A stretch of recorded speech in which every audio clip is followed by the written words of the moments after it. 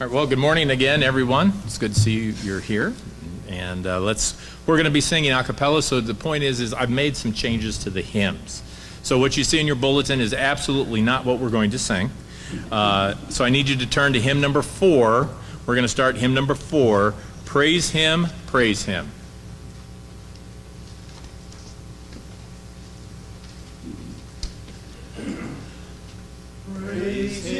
Praise Him, Jesus our blessed Redeemer. Sing, O earth, His wonderful love proclaim. Hail Him, highest archangels in glory. Strength and honor give to His holy name. Like a shepherd, Jesus will guard His children. In His arms He carries them all day long. Praise Him, tell of His excellent greatness. Praise Him, ever in joyful song. Praise Him, Jesus our blessed Redeemer. For our sins He suffered and bled and died. He, our rock, our hope of eternal salvation. Hail Him, Jesus the crucified. Sound His praises, Jesus who bore our sorrows. Love unbounded, wonderful, deep, and strong. Praise Him, tell of His excellent greatness. Praise Him, ever a joyful song. Praise Him, Jesus our blessed Redeemer. Heavenly mortals, loud with hosannas ring. Jesus, Savior, reigneth forever and ever. Crown Him, prophet and priest and king. Christ is coming, over the world victorious. Power and glory unto the Lord belong. Praise Him, tell of His excellent greatness. Praise Him, ever in joyful song. 2 Corinthians, the 8th chapter, verses 7 through 9 is what we will be reading this morning. Therefore, as ye abound in everything, in faith, in utterance, and knowledge, and in all diligence, and in your love to us, see that ye abound in this grace also. I speak not by commandment, but by occasion of the forwardness of others, and to prove the sincerity of your love.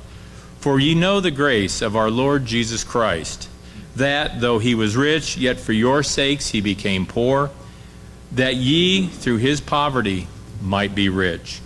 We'll turn to hymn 144. Will be our next hymn, hymn 144, and let's go ahead and stand for that one, please.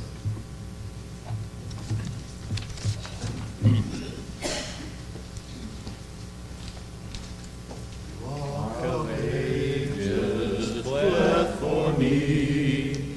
Let me hide myself in Thee.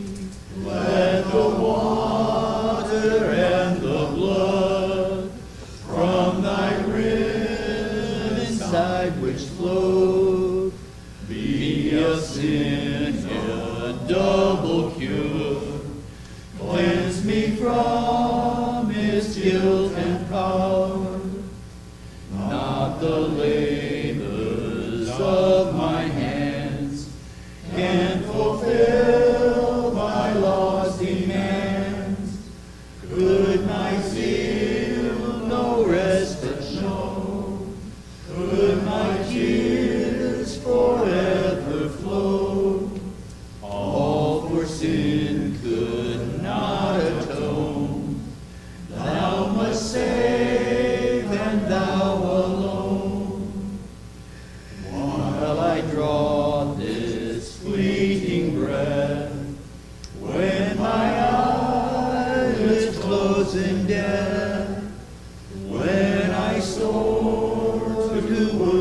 unknown. See beyond thy judgment throne. Rock of ages, cleft for me. Let me hide myself in thee. Shall we pray? Pray. Our Father in heaven, as we have gathered this day into thy house of sanctuary to hear thy word, and to give thee honor and praise, Lord, for the gift of life and for the opportunities that thou hast laid before us. We ask that that Holy Spirit will be with us this day, and especially with our speaker, that we might be guided down the paths of righteousness, and that thy Holy Spirit will be with us.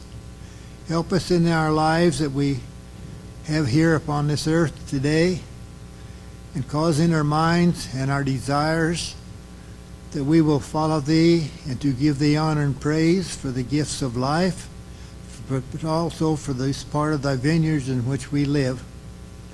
We ask that the Spirit will be with those who are less fortunate and those that are not feeling well. And we also remember those in their latter days, that life is short. And we'd ask, Lord, that thou be with us and help us as we go from step to step, day for day in our lives. We give thee honor and praise, Lord. And we pray that we are a humble people and can receive that Holy Spirit that thou desires to give unto each person upon this earth. And we ask now that not only be with our speaker, but that be with each one of us here this day, that we might be able to feel the closeness of thy Spirit that we appreciate and thou hast given unto us, the life that we have here today. Amen. Be seated. As we continue to, we'll sing praises to the Lord. We'll sing hymn 226, Look for the Beautiful, and then Bruce will bring us his scripture. Look for the Beautiful, hymn 226. Look for the beautiful, look for the true. Sunshine and shadow are all around you. Looking at evil, you grope in the night. Looking at Jesus, you walk in the light. Look for the beautiful, honor the right. Think of the beautiful, think of the true. Thoughts like an avalanche send sweeps o'er you. Keep not the multitude, sort them with care. Testing by purity, purging by prayer. Think of the beautiful, think of the fair. Talk of the beautiful, talk of the true. Tongues full of poison are whispering to you. Answer them not with a tale-bearing word. Only in blessing the voice should be heard. Talk of the beautiful, talk of thy Lord. Live for the beautiful, live for the true. Lifting the fallen as Christ lifted you. Search for the jewels embedded in sin. Bring them to Jesus, his blood washes clean. Live for the beautiful, keep love within.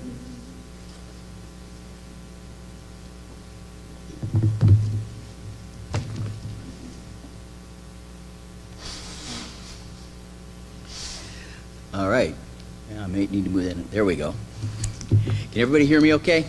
Good enough. I probably really don't need this thing, but you ever notice the words in that hymn? The first word of each of the, I guess you call them stanzas? Look, think, talk, live. There's a sermon in that somewhere. For your consideration this morning, I am going to share with you a passage that we've heard many, many times, but have we really heard it sometimes, I wonder. It's out of Doctrine and Covenants, section 140. And I'm going to read 5a through c.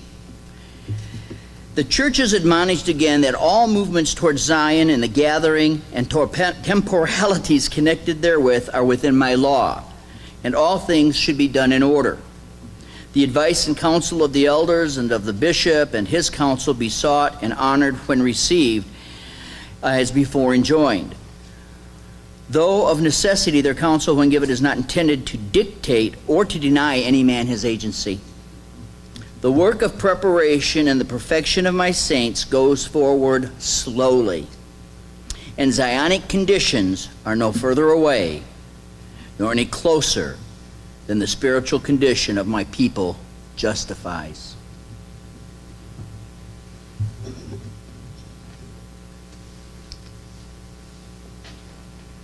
Hymn number 63.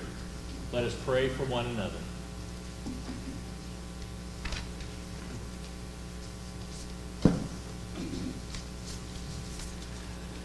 Let us pray for one another, for the day is fading fast, and the night is growing darker, while the scourge goes flaming past.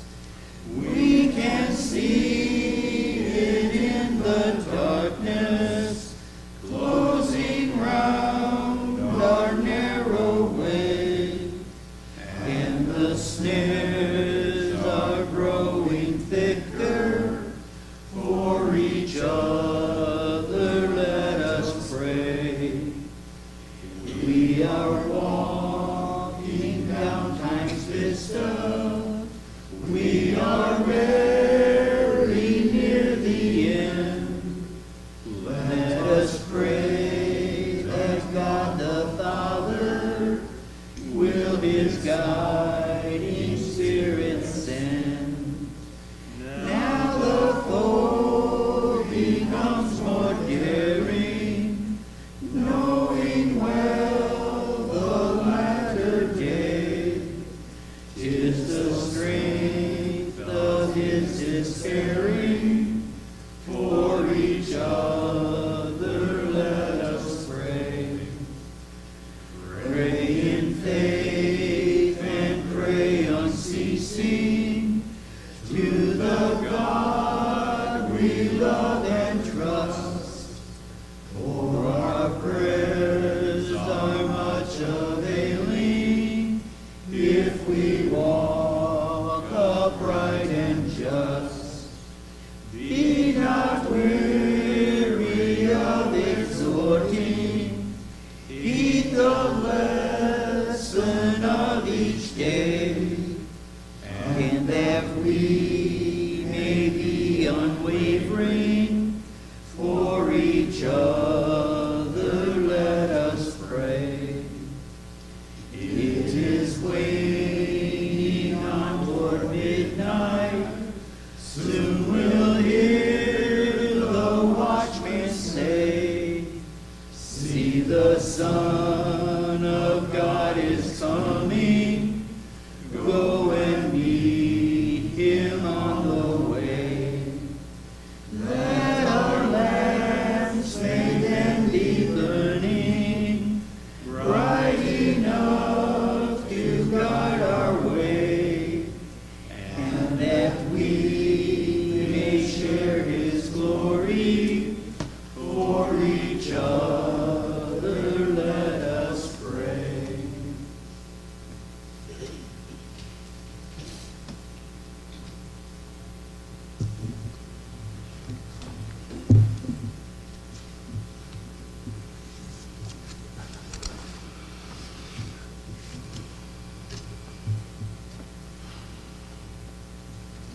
question that's been on my mind that I've been pondering for some time now, especially over the last couple of weeks.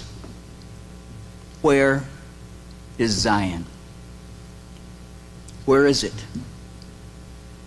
We've talked a lot about the veil over our eyes. We've talked about vision this morning. Can you envision it? The Divine Council that I read a moment ago was presented by Israel A. Smith in 1947.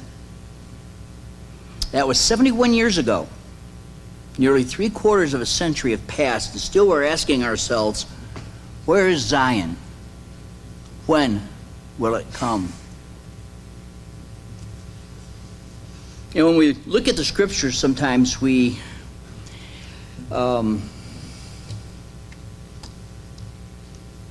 I don't know if I want to say gloss over them in our readings. I know sometimes I'll, read something just to relax, and something will pop out, and I'll hit a passage that's, what? And then I have to start asking questions about it. But when I'm studying, when I'm really getting into the meat of it, I've come up with a 3-step thing that I hope will help you understand how I develop some of my thinking and such.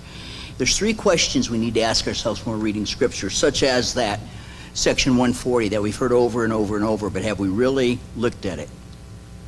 The first question is what do the words say? That's obvious. I even do that when I'm just reading it to be reading. The second question is, what does the passage mean? Putting all those words together and stuff, what's the meaning of it? And the third one is, what does the passage mean for my life? So a lot of these notes this morning that I have here, I'm probably talking mainly to myself. It's probably God talking to me, but it seems to be a message that perhaps you all can benefit. And just as a sidebar, if you want to know or have something to remember those questions by, I made a bunch of bookmarks in the back. Or I put them in the back, I should say. I didn't make them back there. What is our spiritual condition?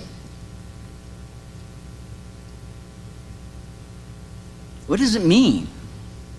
Well, the answer to that is very, very personal and individual. And it's not a question that you have to answer to me, but it's one that in your communion with the Lord is one that you have to answer to Him. We need to approach God and ask Him to help us make an honest, thorough assessment of where we stand relative to what He sees in us and what He would have us do. We need to seek His counsel and His will for our lives.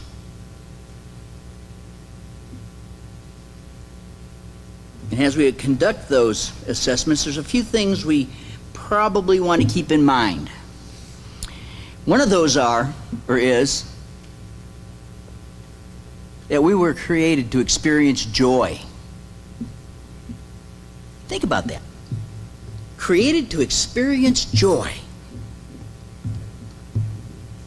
Even on those cloudy days, Brian. Even on those rainy days. Even when the Huskers lose. We're meant to experience joy. And I'm not going to go into that Husker stuff anymore because Michigan plays them this weekend. So, blue and gold. But anyways, 2 Nephi states that Adam fell that men might be, and men are, that they might have joy. And remember, the word men in there, the word that even in the Hebrew and the Greek, it means humankind, humanity. Looking around, every time I'm up here, I notice a few places where there's a smile in the eye, showing that there's some joy there. Sometimes I see some folks that the looks on their faces is one of deep concentration, and I pray that if I'm the one speaking, that they're getting something out of it, which helps them better understand our Lord. But a lot of the time I see just these somber solemn faces. And the scriptures tell us that's appropriate. But it also tells us that there are times to be glad. Now, the times we're supposed to be solemn. Well, first of all, what does solemn mean?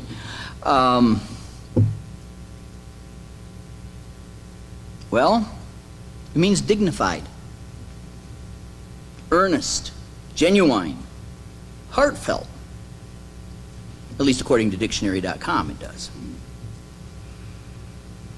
And dictionary also adds in that not smiling bit. But I think being solemn and somber without that joy, without that smile in all services is an error that came about sometime in the mid-centuries. In fact, I found out the word solemn itself didn't even come into existence until about the 13th century. But the word solemn is found only in the Old Testament, the Book of Mormon, and the Doctrine and Covenants. Not a sign of it in the New Testament. I guess that means Jesus wanted everything to be joyful after his coming. The Old Testament frequently used the term regarding certain feasts and sacrifice services, and occasionally relative to oaths. And in all those cases, it means earnest. He gave his solemn oath. It was earnest. When you come to the solemn sacrifice, you are earnest in the sacrifice at the temple. The solemn feasts or holy days, they're approached with a desire in the heart and an earnestness to connect with the Creator. Like I said, it's not found in the New Testament. The Book of Mormon uses it a few times. I think I found 7. If I'm not mistaken, I found 7 times in the Book of Mormon. And again, in context, it means earnest. Doctrine and Covenants uses several, in its several uses, it always means earnest or faithful. So where did we ever get this drawn out aspect to this? In fact, there's more often in the scriptures that tells us to be glad. It tells us to keep the solemn, somber aspect for things like sacrament. Some of the ordinances, wedding services, a worship service, those are usually pretty joyful. But like I said, there are times where it tells us we can be somber and glad. Isaiah 30, verse 29 is one place you can find it. Let me grab that one real quick here. Whoops. And it says,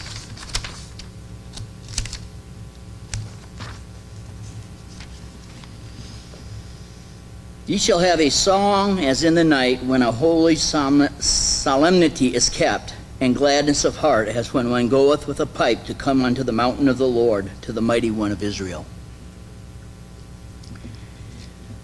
Doctrine and Covenants 123:28.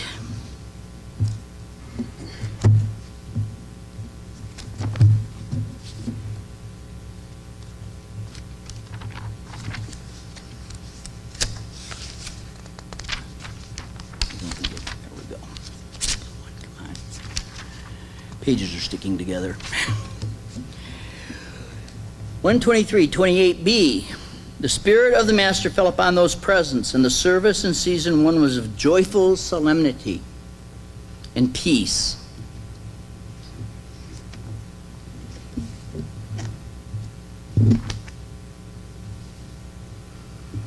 Our joy is a measure of our spiritual condition.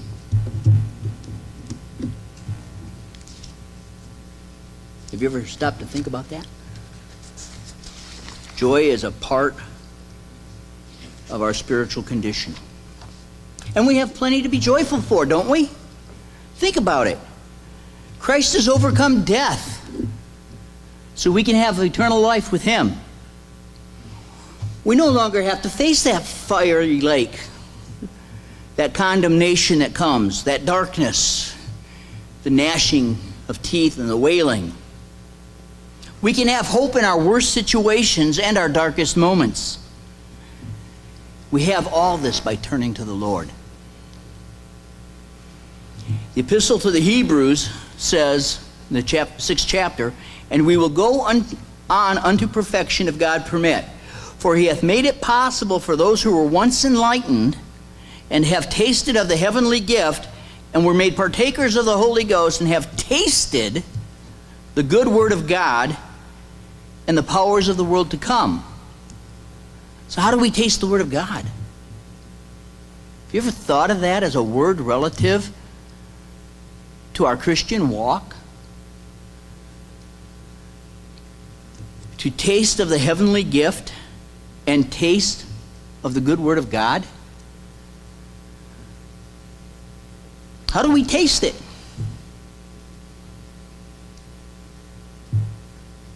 We do it through a prayerful exploration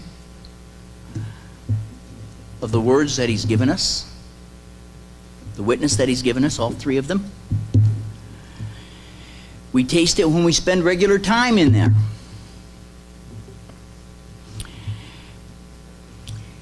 And we come to a point when we fully taste it that we find a desire within ourselves to consume the word as if it were our favorite food. Now you can ask Lane, I'm a popcorn addict. I like it carameled, kettled, buttered, plain, molasses. I'm a popcorn junkie.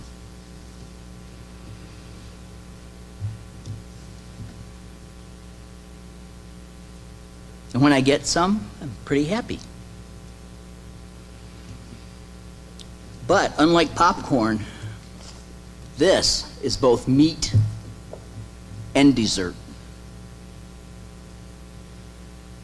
Because herein we find the things to be joyful for, and we find how we go about expressing that joy and expressing the message that we have to others around us.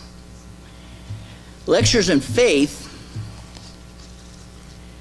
1, 9 and 10. I never thought I'd ever see myself using these up here. I love reading it, but anyways, this takes us from taste to action. That's the second part of things that we need to be doing with our spiritual condition, is putting it into action. And I know a number of you do in a number of different ways. You know, Mylan is always there ready to lend a helping hand and to share the gospel message. Jack, the same thing. And there's others. You know, I probably really shouldn't just pick out one or two people, but I'm sure I could point out cases for everybody. But in the first section, and this is on theology actually, the definition of faith. From this we learn that faith is the assurance which men have of the existence of things which they have not seen, and the principle of action in all intelligent beings. That almost sounds like it's right out of Plato. If men were duly to consider themselves and turn their thoughts and reflections to the operations of their own minds, they would readily discover that it is faith, and faith only, which is the moving cause of all action in them. Without it, both mind and body would be in a state of inactivity, and all their exertions would cease, both physical and mental. Part of that faith that's talking about, one of the fruits of that faith is the joy I've been talking about.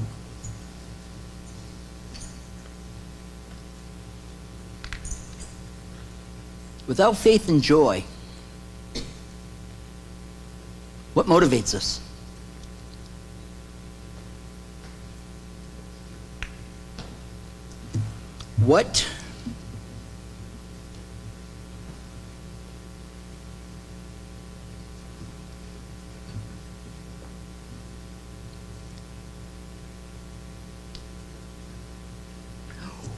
What inspires us to get up every day?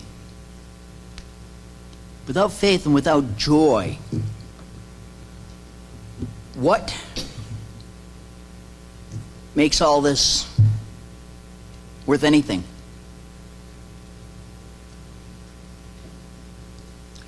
But you see, faith and joy aren't something that are tangible.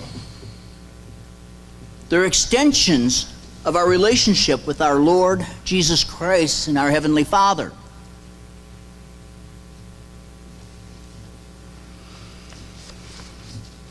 Thursday night, Brian used a passage out of Moroni that just fit in so well, I thought, this morning. And I believe it was Moroni 7:10. Yeah. Wherefore all things which are good cometh of God, and that which is evil cometh of the devil. For the devil is an enemy unto God, and fighteth against him continually. And we feel that fight, don't we? Even within ourselves, and we see it in the world around us. The devil is an enemy of God, and fighteth against him continually, and inviteth and enticeth to sin, and to do that which is evil continually. But behold, this is verse 11, that which is of God inviteth and enticeth to do good continually. What does that word mean, continually? Doesn't it mean always? In everything that we do? Wherefore, everything which inviteth and enticeth to do good and to love God and serve him is inspired of God. Just being here because you feel that's what you're supposed to do, or because it's what you've always done,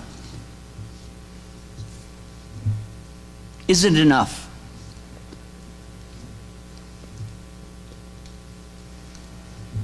If you're not here because you have a burning desire to be with your Lord and Savior, if you're not enticed to be here by the Holy Spirit, then something's missing.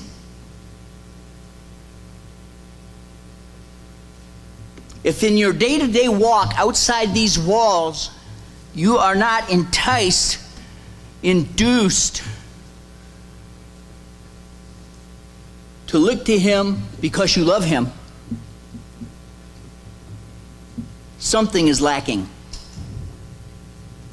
Because the spiritual condition that we must have as saints and believers comes about only, and I will emphasize that word only, when our hearts and our spirits burn to be with our Heavenly Father, burns to be in His Spirit, burns to do His will, burns to be His child. And when we look at everything out there in the world and everything that could befall us, that burning spirit, that burning heart should be buoyant with the joy of knowing the blessings that come from our Holy Father. We've talked about having a veil over our eyes. And the brother Jared was able to see through that. Well, most of the veils I've ever encountered in life were made out of cloth. What happens with cloth when it gets near a flame? It burns away. Exactly, Lane. It burns away. Does your desire to dwell with Jesus Christ burn within you? But even more so, does it burn within you to the point that you have a neighbor, a brother, a cousin who has not found a life with Jesus Christ? Does that love for God, that burn, impel you to reach out to that individual? And if it does, are you doing it? So we found out in class this morning, it's for the whole world.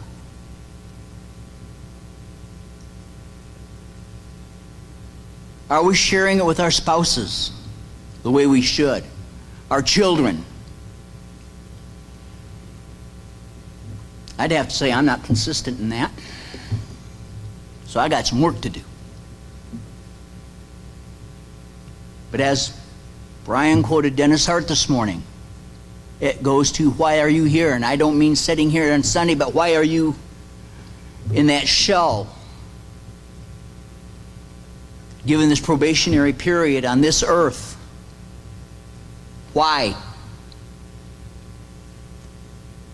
Because this body was created to hold that spirit that was created before, that it might know joy.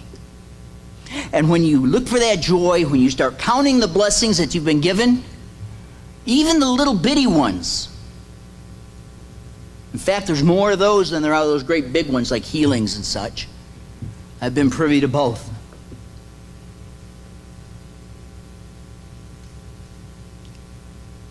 But to truly be all that God would have us be, we must find it within ourselves to nurture that flame in our hearts, to seek the enticements to do good, to find the blessings that we have and the blessings that we've been promised. And that goes back to looking for it, spending time with God in prayer, fellowship, and His Word.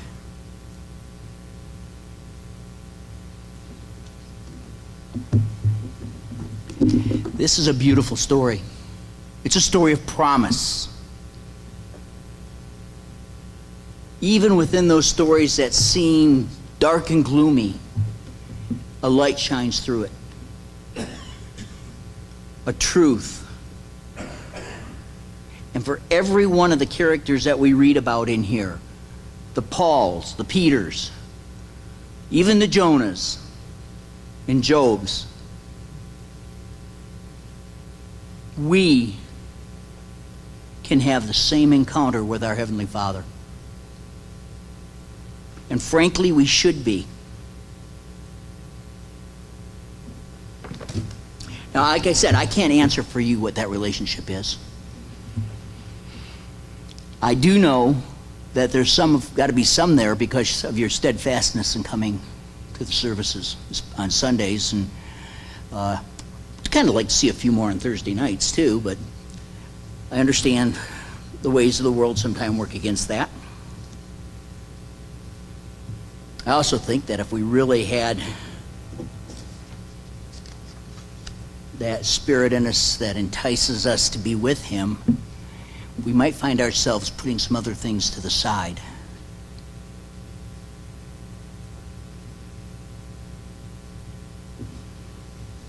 So I'll leave you with the thought, where is my joy? And where is Zion?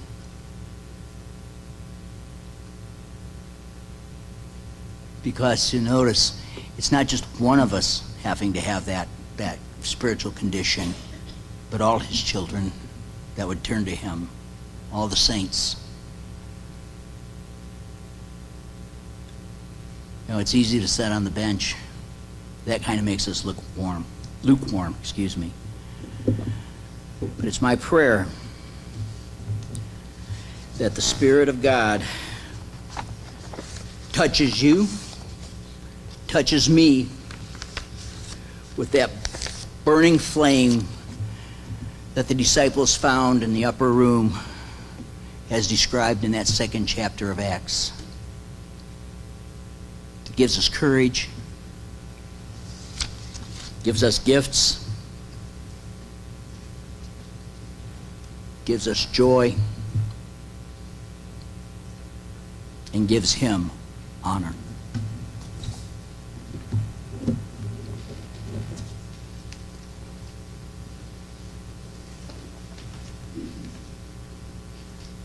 Let's turn to hymn 300. Savior, like a shepherd, lead us, and we'll stand, and that'll be our closing hymn, hymn 300.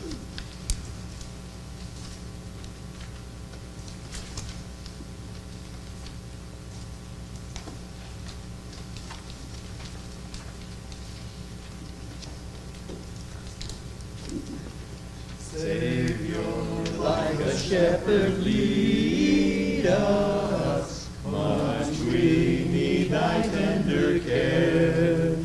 In thy pleasant pastures feed us. For our use thy folds prepare.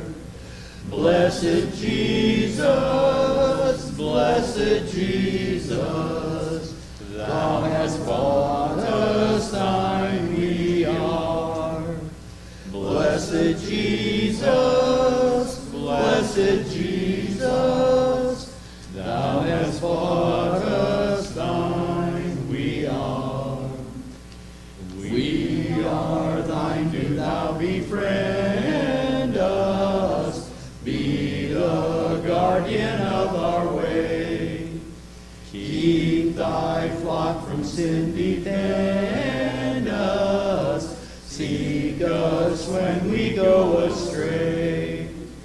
Blessed Jesus, blessed Jesus, hear thy children when they pray. Blessed Jesus, blessed Jesus, hear thy children when they pray. Early let us seek thy favor, early let us do thy will. Blessed Lord and only Savior, with thy love our bosoms fill. Blessed Jesus, blessed Jesus, thou hast loved us, love us still. Blessed Jesus, blessed Jesus, thou hast loved us, love us still. Almighty God, as we approach you once again in the name of your Son, Jesus Christ, thanking you, Father, for the very many blessings this day. My prayer is over my brothers and sisters, your children, that as we go our separate ways, that our paths would be protected. Father, that we would truly be able to see and hear that still small voice. That my brothers and sisters would be protected and guided and directed in their lives each day. As they approach you in prayer and meditation, that you would truly speak to them, that they would hear the still small voice, that they are able to be strong in faith and little in fear, that they're able, Father, to fulfill the covenant that they have made with you, Lord, and that they would be protected in the times that they are called to do that. Lord, that they may have opportunities to share the gospel of Jesus Christ in many different ways. And Father, blessing that it is, that we truly understand the purpose of the atonement. As we pray over our brothers and sisters who are not here, we pray over this nation and the nation of Israel for protection, guidance, and direction. We pray, Lord, that your Spirit would manifest itself as it does every day. And I thank you, Lord, for that gift of the Holy Spirit. Guide us and direct us, protect us as we go our separate ways in Jesus' name. Amen.